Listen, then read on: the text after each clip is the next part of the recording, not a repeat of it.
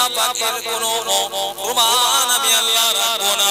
কুল্লু মান আলাইহা ফান, আমি আল্লাহ সব কিছুকে ধূলিসাৎ করে দেব। ওয়া ইয়াবকা ওয়াজহু রাব্বিকা যুল জালালি ওয়াল ইকরাম, কেবলমাত্র আমি আল্লাহর সাথে, আমি আল্লাহর সিফাত ছাড়া, আমি আল্লাহ ছাড়া অন্য কিছু আর বাকি থাকবে না। আল্লাহ পাক কোরআন শরীফের মধ্যে অন্য জায়গায় বললেন লিমানিল মুলকুল ইয়াউম লিল্লাহিল ওয়াহিদিল কাহ্হার। মানুষেরা শুনে রেখে দাও, জেনে রেখে দাও, আমি আল্লাহ সেই দিনের মালিক হয়ে যাব। সেই দিন কোন দিন? মুহাদ্দিসিনে কিরামরা, মুফাসসিরিনে কিরামরা ব্যাখ্যায় বলেন সেই দিনটা যেমন পৃথিবীতে আমার আল্লাহ যখন কুল কায়নাতের মালিক একটা ছিলেন, কোনো কিছু অস্তিত্বই ছিলই না, কোনো পৃথিবী বলে কোনো বস্তুই ছিল না, এই ভূমণ্ডল ছিল না, নবমণ্ডলও ছিল না, গ্যালাক্সি ছিল না, ব্ল্যাক হোলও ছিল না। ইতিপূর্বে আমার আল্লাহ যেমন ওয়াহিদ ছিলেন, এক ছিলেন, আমার আল্লাহ সেইভাবে সারা পৃথিবীকে তাবাহ করে দেবে, ধ্বংস করে দেবে, মিসমার করে দেবে। আমার আল্লাহ সব কিছুকে ধ্বংস ধূলিসাৎ করে দিয়ে আমার আল্লাহ একা থাকবে, অন্য কেউ থাকবে না, না ফেরেশতা থাকবে, না মালায়েকারা থাকবে, না আরশ বহনকারী ফেরেশতারা থাকবে, না না না কেউ থাকবে না। আমার আল্লাহ সেই দিন এলান করে দেবে আল্লাহ একাই ছিলেন, একাই থাকবে। আল্লাহ পাক পরিষ্কার করে সেই দিন বলবেন লিমানিল মুলকুল ইয়াউম লিল্লাহিল ওয়াহিদিল কাহ্হার। আজকের বাদশাকে, আজকের রাজাকে, আজকের শাহেনশাহকে আমার আল্লাহ সেই দিন কোনো উত্তর পাবে না। সেই দিন কোনো আমার আল্লাহ কোনো উত্তর দেবে, নিজেই নিজেই জবাব দিয়ে দেবে লিল্লাহিল ওয়াহিদিল কাহ্হার। সেই দিন আমার আল্লাহ বলবেন আমি আল্লাহ, আমি কাহ্হার হয়ে গেলাম, আমি আল্লাহ সেই দিন শাহেনশাহ জাহান হয়ে গেলাম। আল্লাহ পাক সেই দিন বলবেন ও দুনিয়ার মানুষেরা, দুনিয়ার জমিনে তোমাদেরকে আমি আল্লাহ পাঠিয়েছিলাম, দুনিয়ার জমিনে গিয়ে আমি আল্লাহকে তোমরা ভুলে গিয়েছিলে, আমি আল্লাহকে তোমরা স্মরণ থেকে তোমরা গাফিল হয়ে গিয়েছিলে, আমি আল্লাহ তোমাদের নাজ নিয়ামত দিয়েছিলাম, আমি আল্লাহ তোমাদের বিবি বাচ্চা দিয়েছিলাম, আমি আল্লাহ তোমাদের সংসার দিয়েছিলাম, আমি আল্লাহ তোমাদের গাড়ি বাড়ি টাকা পয়সা দিয়েছিলাম, তোমাদের পরীক্ষার জন্য আমি আল্লাহ ধন সম্পদ দিয়েছিলাম।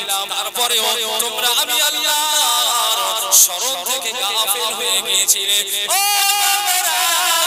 বলো বলো বলো রবকে, ও আল্লাহর বান্দারা, আমি আপনাদেরকে জিজ্ঞাসা করি, বলেন বলেন আমাদের রব কাকে? আমাদের রব আল্লাহ। জোরে আল্লাহ পাক আমাদেরকে এইভাবে দিনে দিনে একবার না দুবার না 5 ওয়াক্ত 5 বার আমার আল্লাহ শিখিয়ে দিলেন। এ পৃথিবীর মানুষেরা, এ জগতের মানুষেরা, আমাদেরকে আমি আল্লাহ শিখিয়ে দিলাম। বলো বলো বলো, পাড়ায় পাড়ায়, মহল্লায় মহল্লায়, গলিতে গলিতে, প্রত্যেকটা মসজিদ থেকে আল্লাহ পাকের পরে আপনার কিনা আযান দেওয়া হয়, মুয়াজ্জিন আযান দিয়ে থাকেন আল্লাহু আকবার, আল্লাহু আকবার, আল্লাহু আকবার, আল্লাহু আকবার। আল্লাহ মহান, আল্লাহ সর্বশক্তিমান, আল্লাহ সবার শ্রেষ্ঠ। এই কথাটা মুয়াজ্জিন দিনে 5 বার প্রত্যেক গ্রামে গ্রামে, পাড়ায় পাড়ায়, গলিতে গলিতে আযানের আওয়াজটা, এই ধ্বনিটা, শব্দটা আল্লাহ আল্লাহ আল্লাহ শ্রেষ্ঠ, আল্লাহ সর্বশক্তিমান। কখন আল্লাহ সর্বশক্তিমান বলে আমরা প্রমাণ দেব? কখন? যখন মসজিদে আযান হয়ে যাবে, মসজিদে আযান হয়ে গেল, বান্দারা আর ঠিক থাকবে না। বান্দারা তখন দুনিয়ার সমস্ত কাজগুলো সরিয়ে দিয়ে, দুনিয়ার সমস্ত কাজগুলো বন্ধ করে দিয়ে, দুনিয়ার সমস্ত হুকুমগুলো বন্ধ করে দিয়ে আল্লাহর হুকুমে যারা ধাবিত হয়, আল্লাহর হুকুমে যারা পাবন্দি হয়, আল্লাহর হুকুম যারা মানে, আমার আল্লাহ বললেন এরাই তো আমি আল্লাহ বড় বলে এরাই পরিচয় দিল। জোরে বলো, আরো জোরে বলো।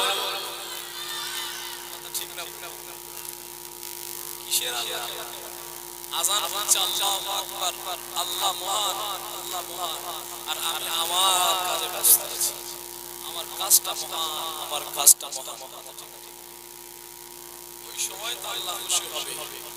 আমার পৃথিবীর সমস্ত কাজ বন্ধ করে দিয়ে আল্লাহর কাছে চলে যাবে না। আল্লাহ আমাকে ডেকেছে, আল্লাহ আমাকে ডেকেছে, আর আর কাজ করা যাবে না। তখন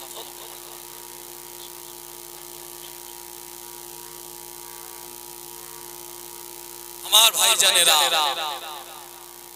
এইভাবে দিন আসবে, রাত আসবে, চলে যাবে, রাত আসবে, মওত হয়ে যাবে, বুঝতে পারবে না কোন দিন আমাদের শেষ সময় হয়।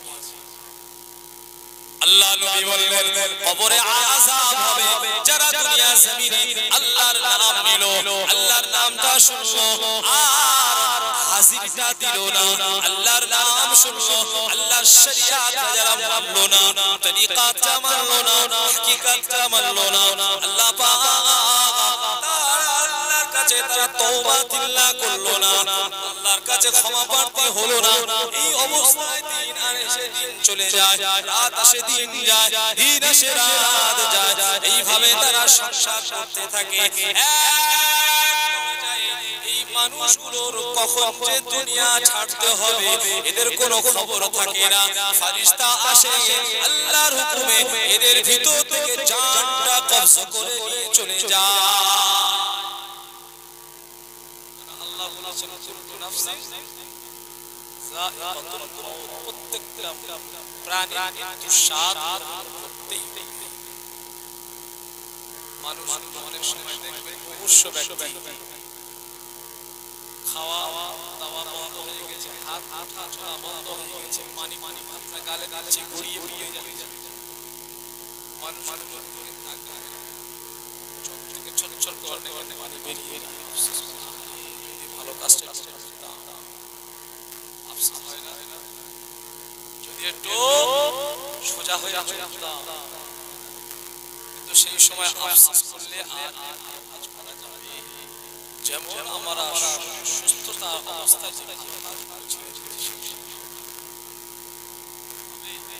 যে সময় চলে যাচ্ছে এই সময় আর পাওয়া যাবে যাবে। আল্লাহ নবী বললেন যারা এই অবস্থায় মওত যাদের হবে, বিনা তওবায় যারা মরে যাবে, ইন্তেকাল, আল্লাহ নবী বললেন ওই মানুষগুলোর কবরে আযাব, কবরে আযাব সত্য না সত্য। তাহলে আমাকে আপনাকে পরিবর্তন হতে হবে কথা। যদি আমি পরিবর্তন না হই তাহলে কবরে আমাদেরকে কিন্তু কষ্ট পেতেই হবে। আখিরাতের প্রথম মানসিক কি কবর, তাই না? আখিরাতের মানসিক কি কবর। আল্লাহ নবী বলেছেন তোমরা বেশি বেশি মওতের কথা স্মরণ করো, মওতের কথা স্মরণ করো, আর আল্লাহ পাকের কোরআন শরীফ বেশি বেশি তিলাওয়াত জোরে বলেন না সুবহানাল্লাহ, আর একটু জোরে বলেন না সুবহানাল্লাহ। কেন? আল্লাহ পাকের কথা যখন তিলাওয়াত হয় বান্দার সঙ্গে আর রবের সঙ্গে সম্পর্ক তৈরি হয়। জোরে বলে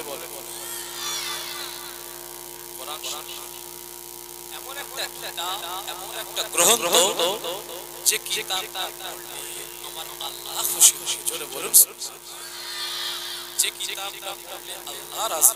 জোরে বলুন এই শাবান আমার মারা বাড়িতে সবাই কোরআন বেশি পড়ছে। এরপরে রমজান মাস আসবে, আমি আশাবাদী আমাদের মেয়েরা যেভাবে কোরআন পড়ে ছেলেদের এরা আল্লাহর সঙ্গে কথা বলছে, কিন্তু ছেলেদেরকে আশা নেই আল্লাহর সঙ্গে কথা বলতে। আল্লাহর সঙ্গে কিভাবে কথা বলতে? কোরআন শুনলে আল্লাহর সঙ্গে কথা বলতে। জোরে বলেন, যদি কোনো মানুষ ইন্তেকাল হয়ে যায় বিনা তওবায় মারা যায়,